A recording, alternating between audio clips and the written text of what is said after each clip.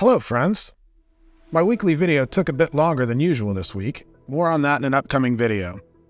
During recent travels which further galvanized my attitude in favor of northern lands, behaviors, decent and dependable infrastructure, working utilities, buses that run on time, the culture generally, etc. Anyway, during these travels, I found myself wrestling with a topic that seemed to bubble up persistently in my consciousness: authenticity. This isn't a new term to me. My fascination with life and the many philosophers who have painted its intricacies with their words has had me cross paths with this concept before. But now, standing at another crossroad in my life, its significance took on a whole new light. I recently dealt with cancer again, weathered the storm of a much more involved surgery than those in the past, and grappled with the overwhelming sense of loss following my son's death that was increasingly more pervasive over the last several years. There are also other deeply personal battles. In the midst of this emotional maelstrom, I felt called to trek once again into the realm of authenticity. And not to worry, friends, my doctors have assured me, after reviewing all the biopsies and scans, that the cancer won't likely be returning. Over the past several months, I took a step back, peering into the mirror of self-reflection, and I didn't particularly like what I saw. I realized I had strayed from my authentic self, becoming a puppet dancing on the strings of societal expectations, of the they that Heidegger so eloquently explores in his book, Being and Time. I found myself asking, why did I let myself get carried along by the tide of conformity, surrendering to currents that I would have bravely swum against before? The answer, I believe, despite there being some other very important factors, partly lies in Heidegger's metaphor of the rest stop. This is an idea that we'll explore during the course of the video, but for now, it suffices to say that sometimes life's trials can make us lose sight of our true selves. We pull over at these rest stops, trading authenticity for temporary comfort or acceptance.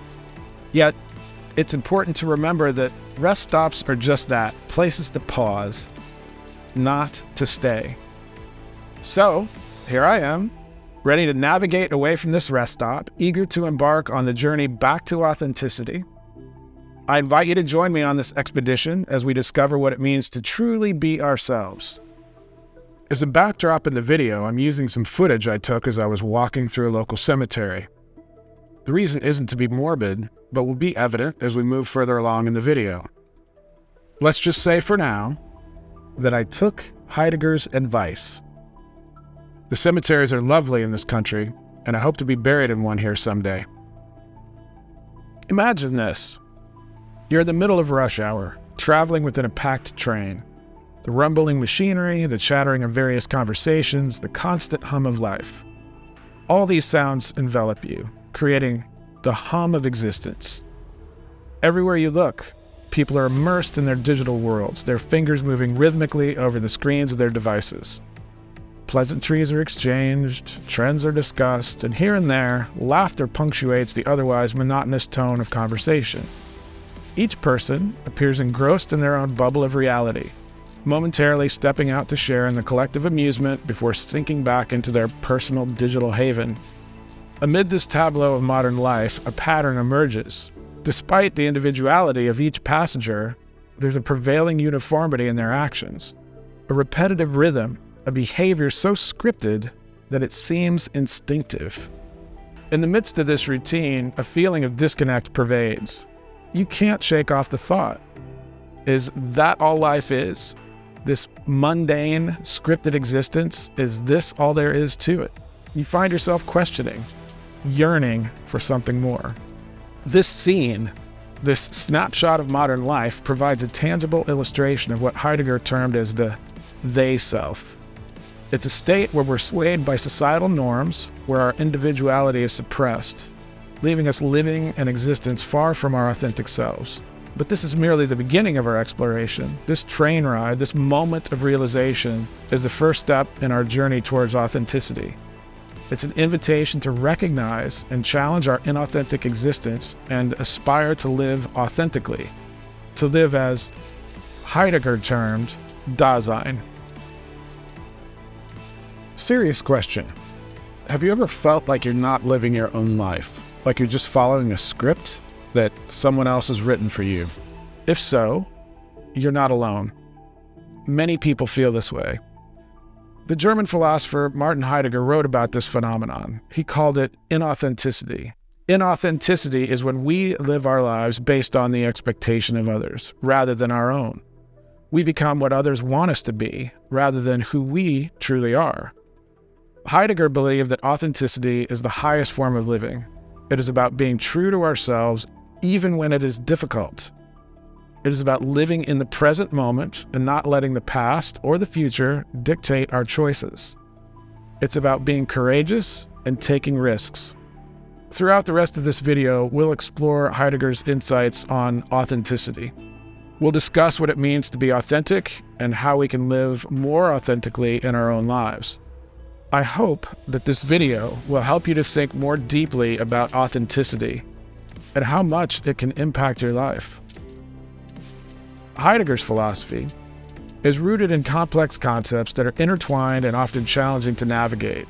Among these concepts, one stands out as particularly foundational: Dasein. Dasein is a German term that translates literally to being there or existence. Yet its philosophical implications are much deeper. For Heidegger, Dasein signifies the unique mode of being that is characteristic of human beings. Heidegger argues that Dasein is characterized by its ability to engage with the world and reflect upon its own being. Unlike other beings, which are simply present in the world, Dasein has the capacity for self-awareness and understanding. Dasein is not merely a physical entity, but is engaged in a meaningful relationship with the world and with others. One of the key aspects of Dasein is its temporality. Dasein is situated in a particular historical and cultural context, and its existence unfolds over time. Dasein is constantly in a state of becoming, always projecting itself towards its future possibilities. This temporal dimension of Dasein shapes its understanding of itself and its world. Furthermore, Dasein is characterized by its inherent care or concern. Dasein is not just an isolated individual, but is always situated in a network of meaningful relationships with others and with the world. Dasein cares about its own existence, the well-being of others, and the world in which it dwells. In essence, Dasein captures the unique mode of being that humans possess, characterized by self-awareness, temporality, and care. It is a concept that invites us to reflect deeply on our existence, our relationship with the world, and our potential for authentic living. Now, let's try to connect this abstract concept of Dasein to our daily lives. Imagine waking up this morning, you open your eyes and take a moment to register the world around you. You're aware of your existence, of the day ahead, and the choices you'll have to make. This awareness, this ability to anticipate and reflect, is what sets us apart as Dasein. Our potentialities aren't just abstract concepts. They're real choices and decisions that we make every day. They're the career paths we choose, the relationships we form, the causes we fight for. And with each choice, we shape and define our Dasein. However, it's not just about making choices. It's also about acknowledging and accepting the responsibility that comes with those choices. This is where we encounter the concept of authenticity, a fundamental aspect of Dasein. But for now, remember this: Dasein, our existence, is not a fixed state, but a journey. It's an ongoing process of understanding, decision-making, and self-realization, a dynamic interplay between our past, present, and future. Remember that bustling city from the intro? All around you, people are following their daily routines, hurrying to work, going about their lives. There's a rhythm, a shared pace and direction, and it's easy to fall into step without even realizing it. This is what Heidegger calls the dictatorship of the they. The they represents the societal norms, expectations, and conventions that we often unconsciously adhere to. In living according to these standards, we can lose sight of our own desires and values, living inauthentically. This inauthenticity is not inherently bad or wrong, rather it's a condition we often fall into, a sort of sleepwalking through life.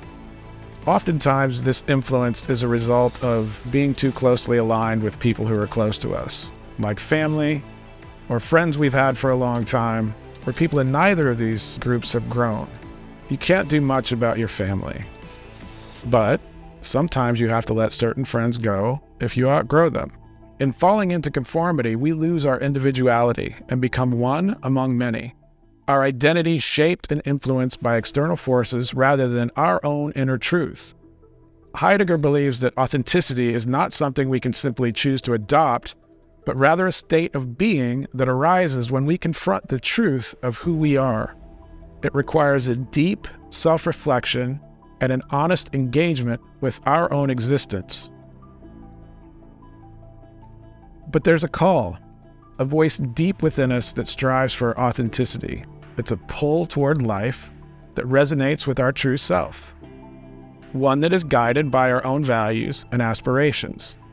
The challenge is to hear this call amidst the noise of the they.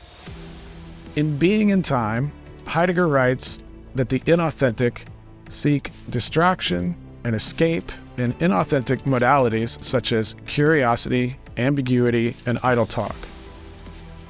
In other words, the path to authenticity is not about isolating ourselves from society, but about modifying our relationship with it. It's about learning to navigate societal expectations while staying true to our individuality. In this particular journey lies the promise of a life that is genuinely our own, a life where we are not merely existing, but truly living. And one key facet of authenticity is curiosity, but not just any curiosity. Heidegger argued that there are two distinct categories of curiosity, authentic and inauthentic. Authentic curiosity is a profound and focused interest in understanding that motivates authentic inquiry. It is not motivated by a desire simply for new information or stimulation, but rather by a desire to gain a deeper understanding of the world.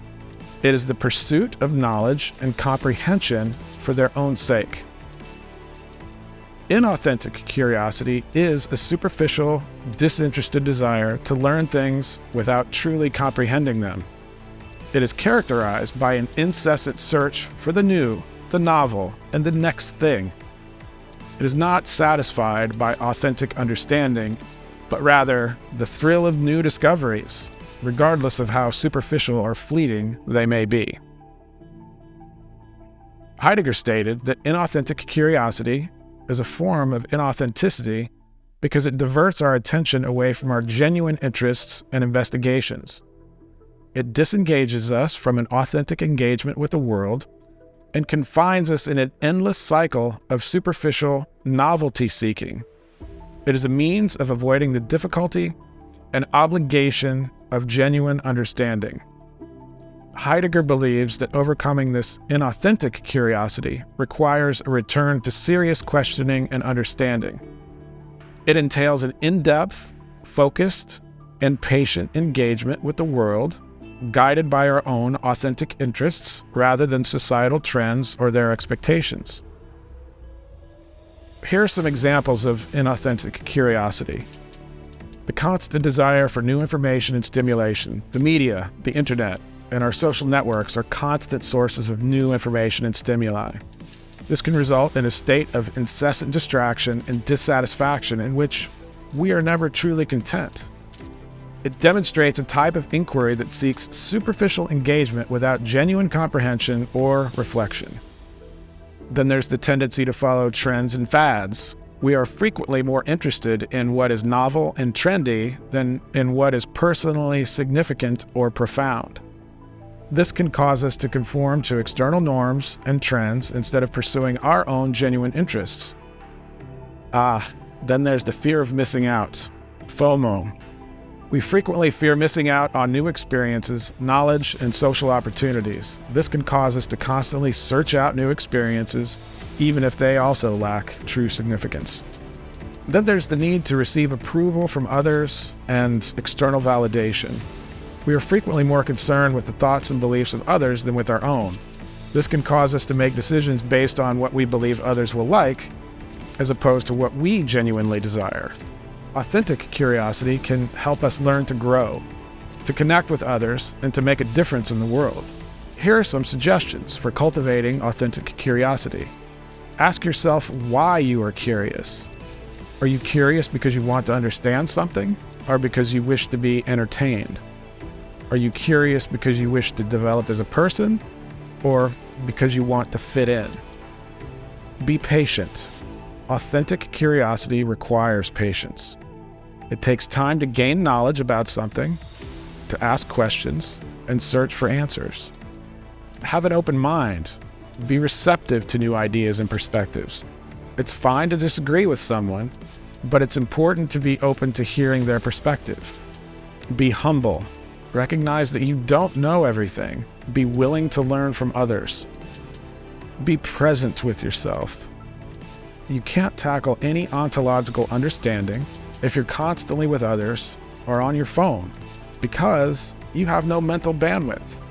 If you can't be by yourself and present, ask yourself what's more important. Temporary distractions now to keep you from avoiding whatever it is you're avoiding, or making the effort to begin the process of becoming your authentic self. Developing authentic curiosity is not easy, but it's a worthy endeavor, and not all curiosities are equal, my friends.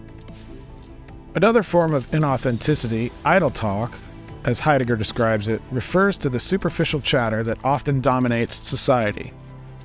According to him, this form of communication is inauthentic because it discourages independent thinking and meaningful interactions. Idle talk displays three key features. 1. Lack of thought. Idle talk doesn't stem from genuine reflection. Instead, it merely echoes others' opinions without critical assessment.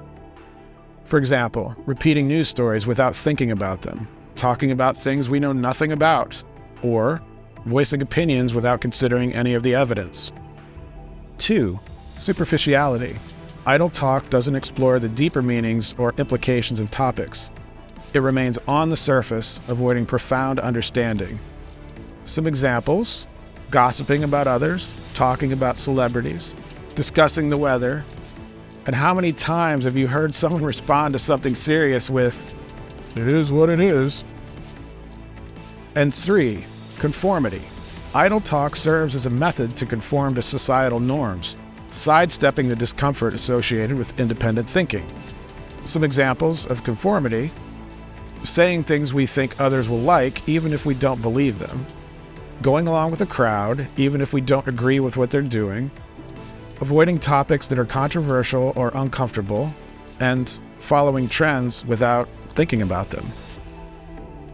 Heidegger suggests that idle talk poses a significant barrier to authenticity. Engaging in idle talk means that we don't think for ourselves, nor do we take charge of our lives. Instead, we parrot others' words without ownership. Here are some tips for avoiding idle talk. Be mindful of what you say. Before you say something, take a moment to think about whether it is something you really believe or whether you are simply repeating what you have heard from others. Ask questions. If you're unsure about something, don't be afraid to ask questions. This shows that you are thinking for yourself and that you are interested in learning more. Be open to different perspectives. Don't just listen to the people you agree with. Be open to hearing the perspectives of others, even if you don't agree with them. Challenge your own beliefs. Don't just accept what you have been told. Be willing to challenge your own beliefs and to think for yourself. To counter idle talk, Heidegger recommends participating in authentic dialogue. This form of conversation encourages genuine openness to others' thoughts and perspectives. The goal is not to win a debate or to impress, but to truly understand each other. Let's return to that bustling city we walked through earlier.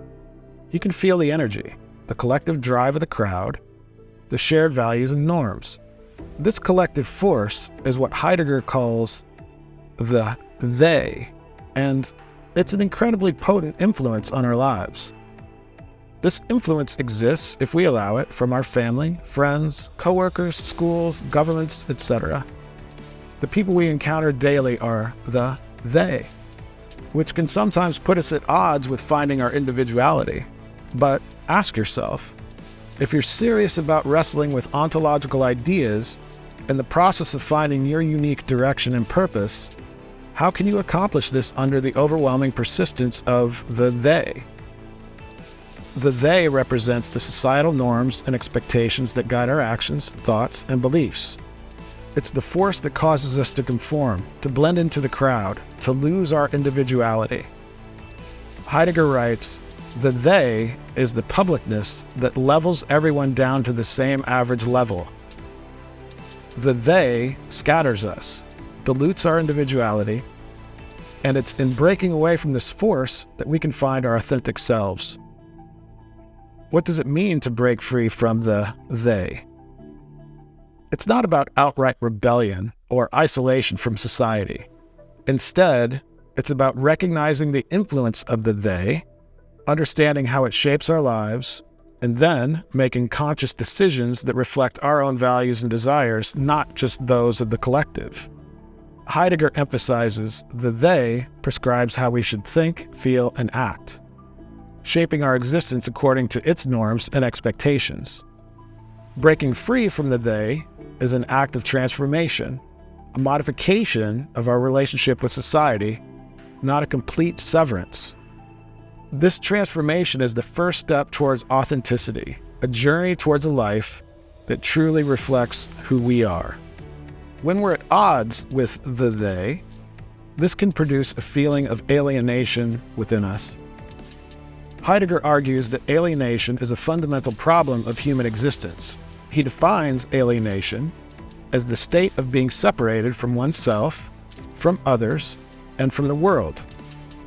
In this conceptual perspective, alienation is caused by our participation in the they. As we discussed earlier, the they can be a powerful force, and it can be easy to get caught up in it. However, it's important to remember that the they is not who we really are. We are individuals, and we have the power to choose our own path in life. When we live among the they, we are constantly bombarded with messages about what we should be. We are told what to wear, what to eat, what to watch, and what to think. We are told that we need to be successful, that we need to be rich, that we need to be popular, and that we need to have careers. The they can make us feel like we're not good enough, that we are not worthy, and that we are not important. Living among the they can lead to a number of different forms of alienation. As I mentioned earlier, we can become alienated from ourselves, from others, and the world. We can become lost in the crowd. We can become afraid to be different, and we can become disconnected from our own true selves. However, as we grow and change, it is natural to experience a sense of alienation from those around us. This is because we are no longer the same people we were when we first met them. We have new interests, we have new goals, new ways of seeing the world. And as a result, we may find it difficult to relate to those who are still stuck in the past. This sense of alienation can be particularly acute when we are surrounded by people who are not growing or changing. When we are the only one who is moving forward, it can feel like we are all alone.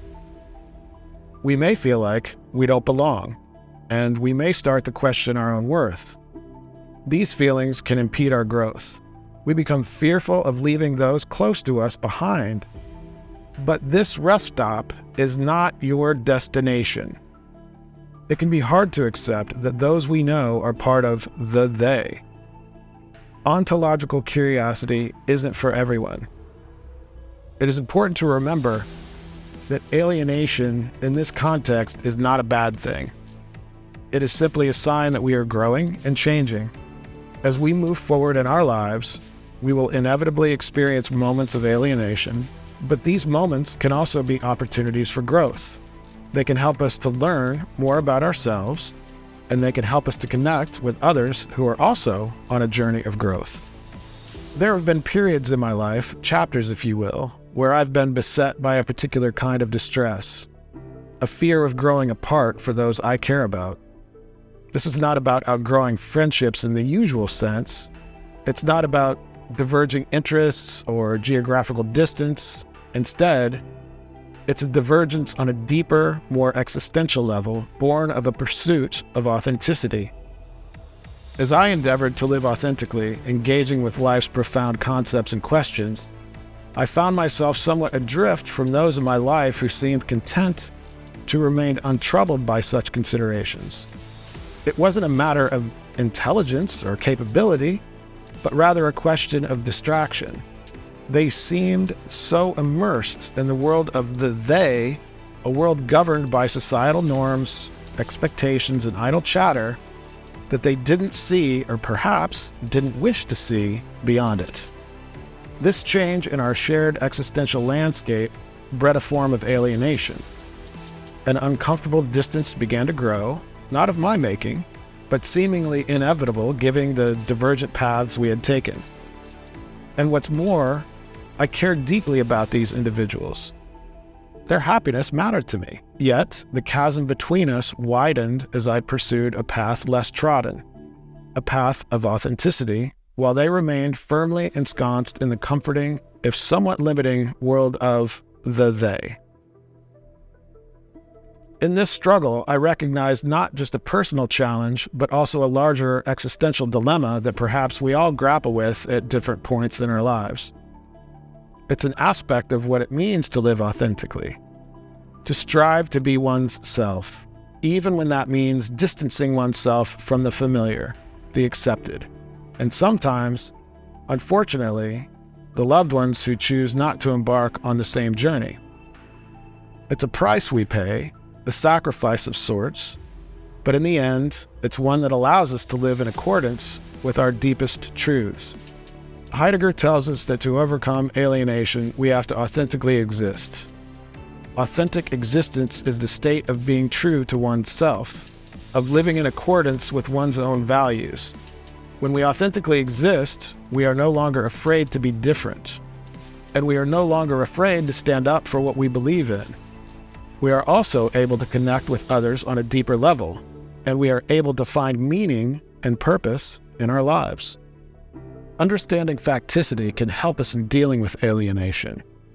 Facticity is a term used by Heidegger to describe the givens of our existence. It includes our birth, our death, our bodies, our families, our cultures, and our histories. Facticity is not something that we choose, it is something that is simply given to us. The conditions of existence are the factors that shape our lives. They include our social class, our race, our gender, our sexuality, and our abilities. The conditions of our existence are also not something that we choose. Like facticity, they are something that is simply given to us. Heidegger argues that we cannot escape facticity or the conditions of existence. However, we can choose how we respond to them. We can choose to accept them, or we can choose to resist them. When we accept our facticity, we are not saying that we are happy with the circumstances of our lives. We are simply saying that we are willing to acknowledge them and to work with them. Accepting our facticity can be a difficult task. It requires us to face the reality of our lives, even when it is painful. However, it is also a liberating task. When we accept our facticity, we are no longer bound by the past or the future. We are free to live in the present moment and to create our own future. I have found that accepting my facticity has been a gateway of sorts to authenticity. When I accept the circumstances in my life, I'm no longer living in denial. I'm no longer trying to be someone I'm not. I am simply being myself, flaws and all. Accepting my facticity also has helped me find meaning and purpose. When I accept the fact that I'm finite, I'm reminded that my life is precious. I'm here for a reason, and I have a responsibility to make the most of my time. Imagine, the stillness of the night is suddenly shattered by the shrill cry of a newborn. As the infant cries out, it does so without understanding the world around it, without knowing language or social norms. And yet, it is in this moment that the essence of Heidegger's care structure first comes to life. It is this fundamental structure of existence that Heidegger believed to be the cornerstone of Dasein, or being there. Next, we'll look into the heart of this care structure and explore the three core elements that constitute it: thrownness, projection, and fallenness. The newborn child, now grown, stands at the edge of a vast ocean, staring at the horizon. He did not choose to be born, to be placed in this particular time and location, yet here he is. This circumstance, according to Heidegger, is what we call thrownness. It is the recognition that we did not choose to be thrown into existence, yet we find ourselves here, at a specific time, place, and culture. Heidegger's well-known quote, "We are thrown into existence," underscores the cruciality of this concept. It is a reminder that we did not decide the circumstances of our birth, our upbringing, or our culture. These were given to us without our consent or influence. That newborn child then becomes a young man. He gazes at the horizon with a look of determination. He's become aware of his thrownness, but he also understands that he has a power to shape his own destiny. This power to define our future, our potentialities, is what Heidegger refers to as projection. Heidegger wrote, "In every understanding of the world, Dasein always understands itself in terms of possibilities. By recognizing our ability to project ourselves into the future, we move from being passive recipients of our circumstances to active participants in shaping our destiny." That young child who became the young man who is now older, and he walks among the crowd, his individuality slowly fading into a sea of faces. This is fallenness, Heidegger's term for our tendency to lose ourselves in the they, those societal norms and expectations that often dictate our lives. Heidegger warns, we mostly lose ourselves in the they. The allure of conformity can lead us away from authenticity, making us strangers to ourselves. The care structure, with its elements of thrownness, projection, and fallenness, shapes our existence and influences our journey towards authenticity. Thrownness reminds us of the unchosen circumstances of our lives, yet projection empowers us to define our future. Meanwhile, fallenness warns us of the danger of losing ourselves in societal norms and needing to be accepted. Heidegger believed that by understanding and embracing our care structure, we could navigate the paths toward authenticity. The care structure, in essence, is our guide to living authentically, to reclaim our individuality amidst the noise of the they, and to truly being ourselves. One of the most profound elements of Heidegger's view of authenticity is our own mortality and how living our lives attuned to the knowledge of our eventual death can encourage us to live more authentically. This is difficult in a world where death is relegated to hospitals and morgues and where people avoid the subject almost outright. Heidegger's philosophy of being toward death is not a morbid fascination with the end of life, but rather an acknowledgement of death as an inevitable part of our existence. Heidegger writes, "As soon as a man comes to life, he is at once old enough to die. In the grand scheme of existence, our lives are but a brief moment, a fleeting speck in the canvas of time. Yet, it is within this transience that we find the courage to face our mortality. To be toward death is not about dwelling on the inevitability of death, but about embracing it as part of our existence, a part of our Dasein. We need to understand that our time is limited and that every moment matters." Heidegger believed that confronting our mortality, our being toward death, serves as a catalyst for authenticity. By acknowledging our death, we shed the illusions of the they and are freed to live according to our true selves. In Heidegger's words, in the face of death, Dasein becomes individualized to its own most self. Our mortality, rather than a source of dread, becomes a beacon that guides us towards authenticity. It strips away the superfluous and leaves us with what truly matters. As we confront our being toward death, we find the strength to live authentically, to live as we truly are, and to make every moment count.